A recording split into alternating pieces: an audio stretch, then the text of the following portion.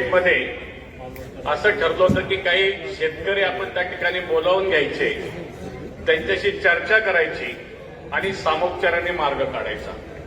परंतु अद्याप तशी काही कारवाई झालेली दिसत नाही. आणि दुसरी गोष्ट अशी, माझ्या माहितीप्रमाणे जसा सचिन दोडकेंनी विषय मांडला की त्या रस्त्यावर चुकीचं डिमार्केशन देऊन काही बिल्डिंग सँक्शन दिल्यात का आणि त्याच्या बाबतीमध्ये पुढे काय आपण कारवाई करणार आहोत, हा एक मुद्दा.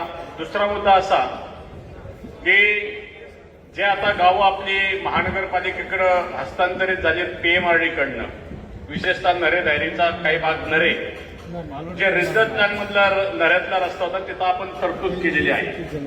परंतु ही तरतूद करत असताना आरपीचं स्टेटस किंवा त्यांची जी काही जॉईंट मॅनेजमेंट असेल किंवा ज्या पद्धतीनं तिथलं अतिक्रमण असेल ते डिमार्केशन करून आपण त्या ठिकाणी काढून त्या ठिकाणी आपण तो रस्ता रुंदीकरणाला घेणार आहोत का? कारण श्रीकंठराव चौक एक असा चौक आहे की त्या ठिकाणी त्या बर्मुडा ट्रँगल सारखं आमच्या तिथं ट्रॅफिक जाम होतं आणि अतिशय अडचणीचा